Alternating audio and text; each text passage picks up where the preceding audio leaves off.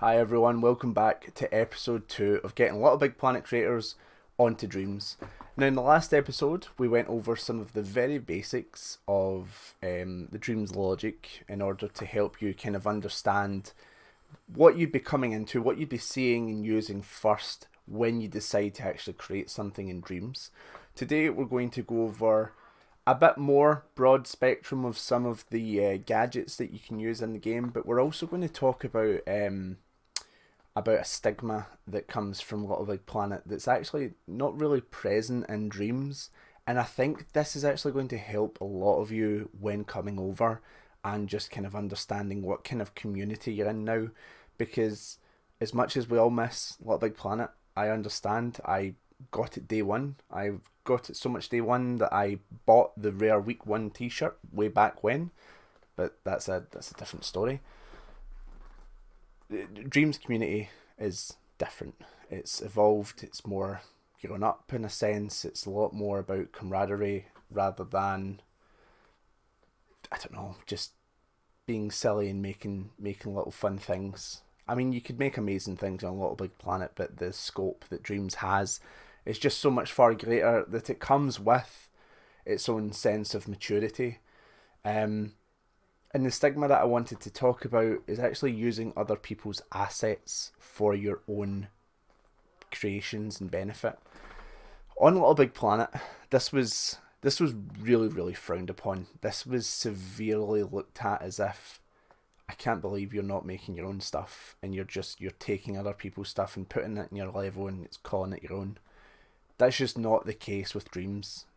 It's especially not from my end. If you make something on Dreams and you release it to be remixable for other people to use, yes, it's still yours and you created it, but you're essentially saying, use it.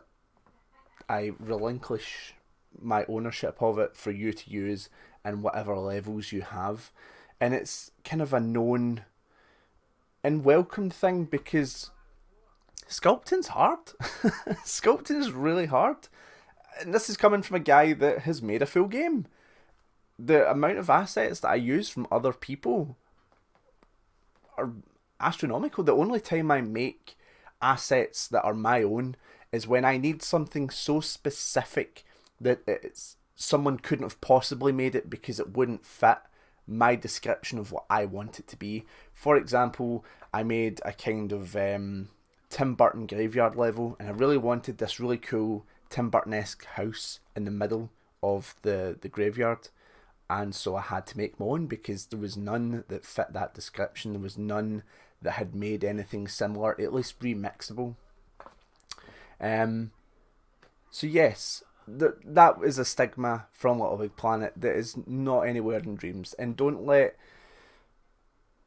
as someone that has released a game, no one's ever said anything about any of the assets. No one's ever went, that asset was used over there too. It's like, no, it's not there. So don't worry about coming in and thinking, great, now I need to spend 8 hours making a fucking staircase. You don't. You just grab a staircase that you like, use it. If you want to give, props to the person, like their creation, put a wee comment under it saying that I liked it so much I used it. I mean, that might go a bit nuts if you're using everyone's constantly like me, but they do automatically get credited within your thing anyway, so you don't need to worry about credit because once you publish your thing, they're automatically credited in the list of assets used. So yes, I just wanted to wee ramble about that. A lot of people have kind of been talking about that, especially a few of the comments that I got in the last video, both privately and on the video, about new people coming over and from Little Big Planet and thinking, oh no, is it still the same? It's not. You're welcome. Come on in. Let's make stuff or play stuff. Not everyone needs to be a creator. Not everyone needs to be a player. We need both sides of the same coin. Right, so let's get into the actual tutorial part now. Okay, so the first thing we're going to be talking about is checkpoints. Very simple to use right off the bat. A checkpoint is essentially a checkpoint, you die, it's where it will spawn you. And it comes up with its own automatic sensor. So, like before, you press X on it. This is, if you go within this area, it comes with its own trigger radius. If you go within this area, it activates it, and this little white bit is where it puts you, and the arrow is what way you're facing. So you can literally make it, you can make it whichever way you want to be facing. Actually, for some reason, it's not going up and down, but that's fine. Yeah, so that's the checkpoint. Very simple, very easy. Next up is a doorway. Now let's say you're making a game or a level that has multiple levels. A doorway is how you get from one thing to another. Little Big Planet people will remember the little circle things that you pop out through, and you can imprint your thing onto that, and when you jump in, it'll take you out. It works the exact same way. Let's just hop into it real quick. It can either be an entrance, so you can only come out of it. It can either be just an exit, you can only go into it. No, sorry, other way about. Entrance, you can only go in, exit, you can only come out. Or a two-way, it's you can both go in and out via that path. Then it gives you your effects, how you want it to fade and fade out. The beautiful thing about Dreams is, unless your level is insanely complex, it's pretty much instantaneous. Something that I needed to get over personally, especially for my current project, Red and the Cursed Isles, is that when you go into a building, there's technically a load time, but the load time is like 2 seconds. And if you look back at, let's just use my prime example because this is kind of what I've built my game on. Let's look at The Legend of Zelda. Whenever you go into a building, it comes up black screen for a minute, and then you're in the building. This is essentially how it works. Don't feel bad about having a load time, because that's something I had to go over as well, because originally I wanted you to be able to just go into shops, then you're there, and come out, and then you're there, no load times. Unfortunately, if you want a grand scale of things, and you want everything to be big and fancy and shiny, you need to use doorways that get you back and forth. So that's that. It works very simply. And again, if you had a trigger zone, you hook the trigger zone up to the doorway, and that does the thing. Or if you want it that you need to go up to the door and press circle, you add your AND gate that we showed you last time, your trigger zone, your circle button going into your AND gate. The AND gate goes into the doorway, and if you're within the circle and you press circle, you go in. So that's that. Next up is score. A lot of people love making high score stakes kind of games, especially for like mini games. It's perfect for that. Very, very simple. You choose how you want your score to be assessed. So it can either be a number, it can be how long it takes you from getting from A to B. Better score. Yeah. Choose whether the better score is high. Oh yeah, of course. So like golf or darts, like you want less. So if you've got more of a score, you're doing worse. If you want better of a score, sorry, my phone. I thought I put that on thingy. Multiplayer boards, you can either combine them or keep them separate, and it works that way. So this is where the score would increase. So if like this would go into something, this would go into the score modifier. So your score increases, it goes into the score modifier, and then it works very, very similar to variables. It's kind of almost the exact same menu. So yeah, if you understand a variable and how that works, you'll understand the score. And again, if you ever are confused, or I'm just explaining it badly, which is probably the case, if you hover over something, you can actually change how long it takes you to hover over it for something to pop up. If you hover over something, it'll give you a little description as well. So it is in the game, should you need it. Next up is a fun one, very simple as well. Fog. You want to add fog to your scene to make it all gloomy and dark, you can go right ahead and do that. There you go, look at all this fog. Fog's everywhere. Now fog's nowhere. You can make it thicker. You can make it darker, you can make it lighter, you can make it really lighter. Ow, my eyeballs. So yeah, that's how fog works. Very, very simple, very easy to use. Next, we've got the light. Now the light works the way a light would. It's literally just a spotlight. So if you need something within a spotlight, you come round the edges can open, close. If you go into the actual light, you can also just do it from there as well. Beam range, how far away your light beam goes. Brightness, how bright it goes. And of course, you've got colours. There you go, lovely wee purple light. And then you can also choose if it casts shadows. So if you want it to go through the thing that it's shining on, it can. If not, you have that option too. You can also give it images. So if you need something like plastered on the ground, but say you want something plastered on the ground but kind of blurred into the ground, that's totally an option as well. And you can also make it a diffuser, so it no longer becomes a spotlight. So if you say you're using a candle and you put this just over the candle, it'll basically light the room, and then you literally just choose again how bright you want it and your colour. Super, super simple, super easy and fun to use for the entire family ages 6 and up. Next, we've got camera. Camera is used for cutscenes. Camera is used for your character's visual pose. Camera's used for everything and anything. Let's go over some of the uses. So if you hook up two cameras together, you can choose the transition type. It can either be smooth, it can cut, ease in, ease out, da da da da da. You can choose how long it takes to do that. You can choose the field of view. You'll see it's kind of changing there to the left. Aperture. This is, I believe, the focus, I think, unless something else is about to be the focus. Imp scale. I'm not really too sure what that is. Max imp distance. Full imp. Oh, so these are if you're I believe if you're not using a character and you're using your imp for something, it will kind of fall down. Disable your control so you can't move during. Disable the imp, so this will hide the little imp on screen.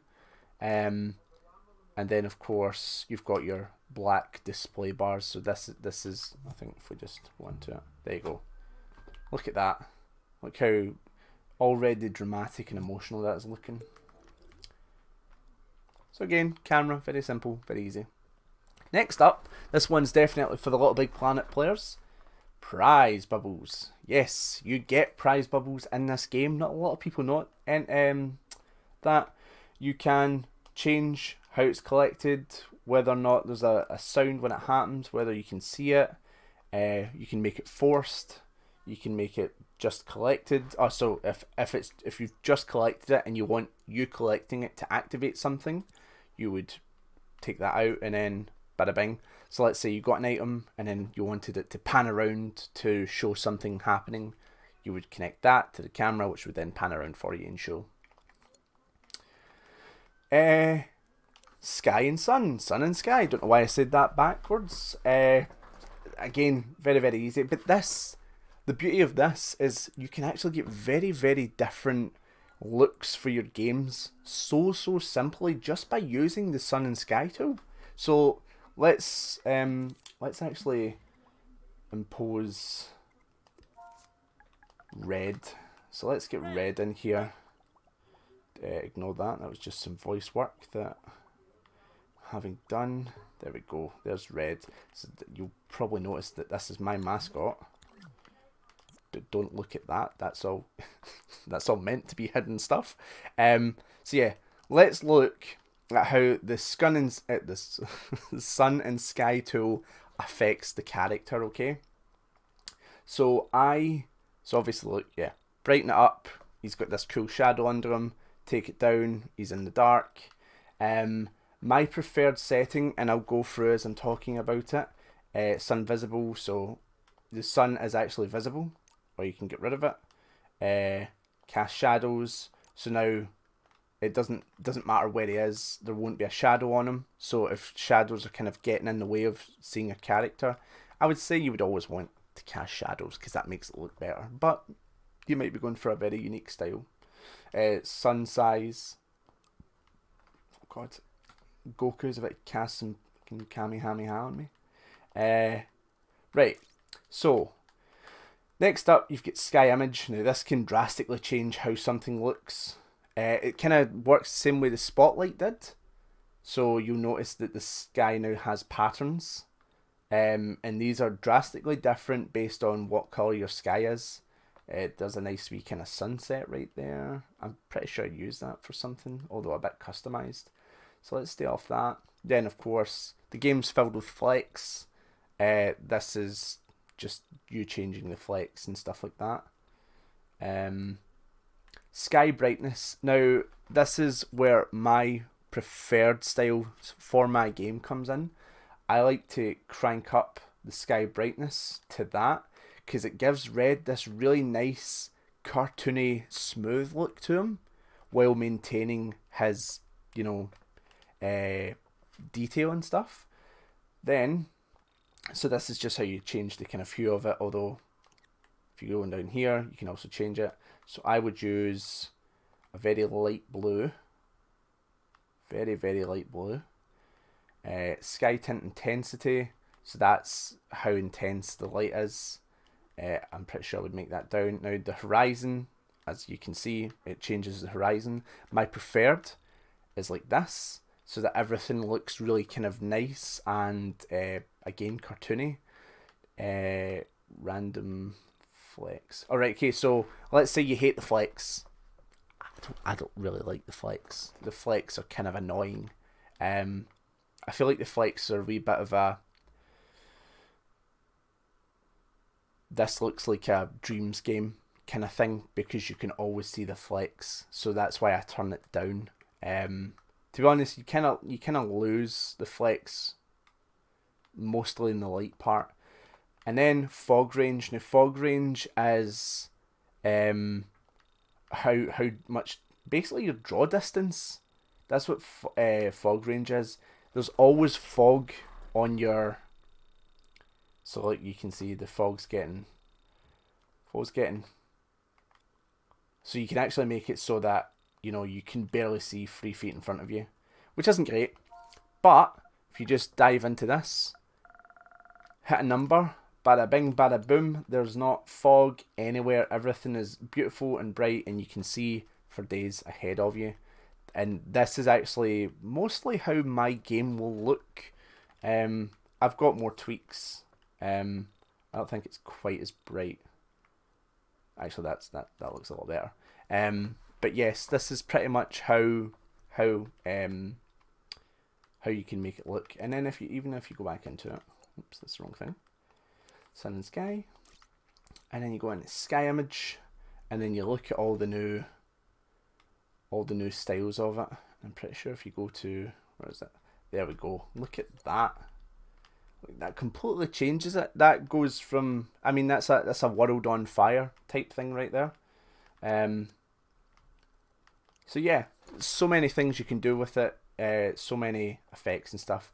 Next up, we have, which usually comes hand in hand with the sun and the sky, grades and effects. Basically, it can darken, brighten, contrast, black and white, or saturation, I suppose. There you go, black and white, more colour, that sort of thing. You get more into it, you can actually start changing individual things. So there's shadows, midtones, highlights. For someone that's quite savvy and knows what that really means, that's something you would probably really use. Vignette and strength, bloom, yep, lens flare, if you want to be J.J. Abrams up in this piece. Some grain, so if you want something to be like a flashback or something, you would use that. If you don't want to kill your eyes, you would use less of it. You can sharpen, you can blur. I said that the wrong way around. Motion blur, so when things are moving, it's all, motiony. Camera, how's that? Oh, there you go. So when something, if you want something to look really fast, like it's kind of darting towards you, that's what you would use. The pin cushion, you know, if you want to be in a fishbowl, that's your choice. And you go with the hue, stuff like that. Resolution. If you want a pixel game, but you don't want to put the time into actually making things pixel, you just turn on the pixel. Boom, you get a pixel game. Look at that, you just wee pixel man. You want less pixel. So if you want kind of like, this is more like a modern game trying to be pixelated, and then this is more like how it actually looked. Scan lines for TVs and stuff like that. That whatever that word was. Posterize. Glitch effects. So they kind of the glitch. And then you've got that. So that's kind of like a TV, stuff like that. And it actually kind of pulses in and out. Good God, it's 20 minutes already. What damn? Right. So that's that. Next, impact sensor. Super easy. You stick it on something and you would put this little tag bumps into whatever you want selected when something bumps it. So if red lands on the platform, impact sensor will go off, the thing that you plugged it into will happen. Laser scope is basically a more technical trigger zone. It's laser focused on, you know, kind of what it's aiming at. So if you want, let's say you want a stealth game and you want your character to only be attacked if they're in the line of sight of an enemy. Laser scope. You attach it to the enemy's face, you make it go in front of them. If they spot your character, again, we're back to labels. This is what they'll detect. So a puppet always has the friend tag on. So if you just literally turn all these off, it'll only detect friend, which is usually the puppet, and then it'll come after it. It doesn't have... Oh, and as we talked about last time, tags are more important. Mo's not here, Mo died. But if you watched the last episode, you'll get that. But yes, tags. If you want it to be very specific on what they're looking for, you use a tag. What have we not looked at? Okay, timeline. A series of events. This is basically how everything happens on this game. So let's look at red for a second. I'm about to show you some magic. Oh, that camera. Get out of here. Right. Everything that red does is on a timeline. See him bobbing back and forth? That's literally just a timeline with keyframes. So I'd make a keyframe of him up here, then a keyframe of him like this, a keyframe back up here, a keyframe like that, and then I put it on loop, and then it loops. But everything he does and has and is on a keyframe. Takes out his sword, it's on a keyframe. He move his hand here, and then he'll go back naturally. As long as you use enough keyframes where it's like here, then here, then here, as opposed to if you just did it from when his hand's down, so his hand's down, and then you put his hand there and you link them up, it'll just be like it'll like go through his body. So you've got to use enough keyframes where it kind of goes round him. But yes, everything, even these punches, keyframe, and then he moves back. His kicks, takes sword out again. Everything's a keyframe. And I'll show you some of his. I'll show you. Also, don't panic at this. This is a long time of getting him to do things that, you know, make up who he is. This is a very complex puppet that can do a lot of different things. In fact, he's so complex, he takes up 38% of the gameplay memory.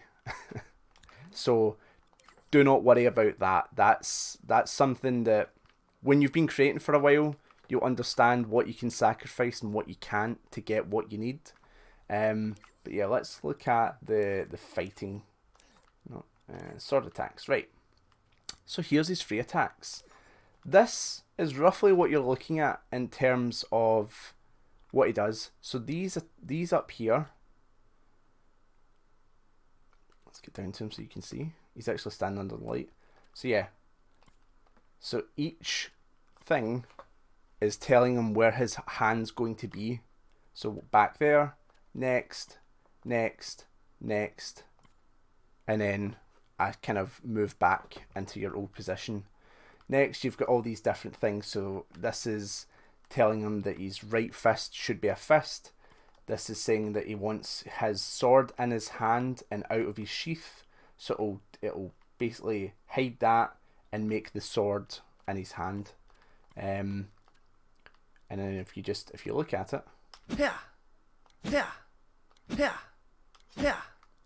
yeah. So that's keyframes.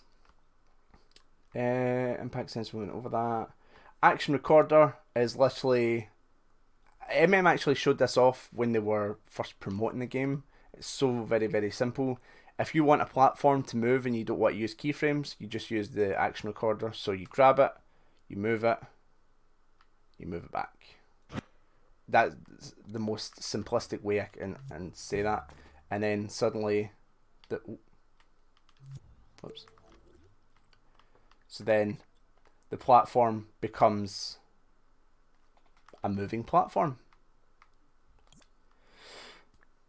Lastly on the list today is the controller sensor. This is what basically makes your puppet move. This is what gives your puppet the ability to do things. So we go into his control logic. So red control. This is literally everything. I know, again, there's a lot of wires. Do not panic. This is months and months. This is actually 2 years, almost 2 years of me working on this individual puppet. So don't get disheartened by seeing a lot of wires. To be honest, if you did Little Big Planet, you're going to know wires. And you're going to notice that, like, so yeah, every button that he has can do something, whether it's square to attack, X is to jump, circles to his interact button, triangles to kick, that sort of thing. So that's really all the control does. And it's very, very simple. It's so you want to use directional buttons for a certain thing.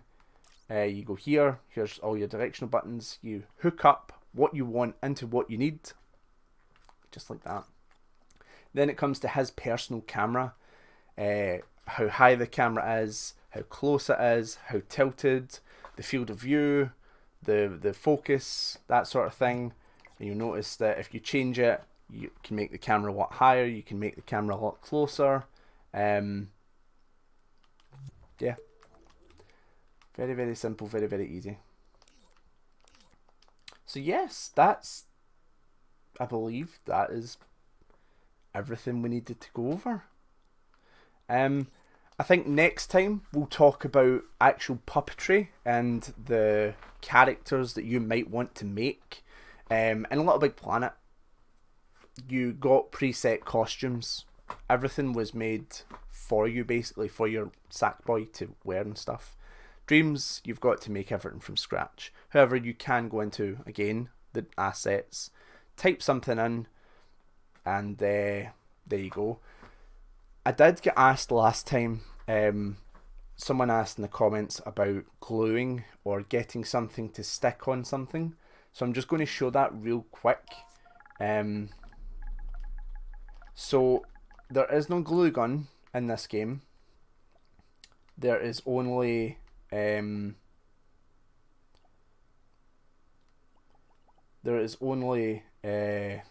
see. Yeah, sure. There's only scoping in and out. So let's say you've got a piece of clothing that you want onto your puppet. This isn't going to fit him, obviously, because it's not made for him, but so let's say I want this piece of clothing on red. So what I would do is I would hold it with R2, aim at the body part that I wanted, hold L1 and then X. And that's you scoping in while holding the armor piece. So you need to hold R2 to hold the armor piece while scoping in. So then you scope right in as far as it'll let you go. get the body piece. This actually kind of looks good on him. It looks like a wee centurion now. And then you scope out, but you've got to let go of R2. So when you're scoping out, let go so that you're not taking it back out with you. And then, bada bing, bada boom. Riz got a wee piece of chest armor. Yeah, actually it looks pretty good with armor. Considering he's a little knight, you would think he would have more armor. But he likes being a bit free, so it's fine. So yes, that's basically how you glue stuff together. Now, Little Big Planet people, you'll notice all the old stuff to attach things. Ball joints, bolts, motor bolts. They're a bit more technical in this than from what I remember in Little Big Planet. From Little Big Planet, they were super easy to use. In this, they confused the endlessness out of me on how it makes things work. So I'm probably not the best person to teach you about it.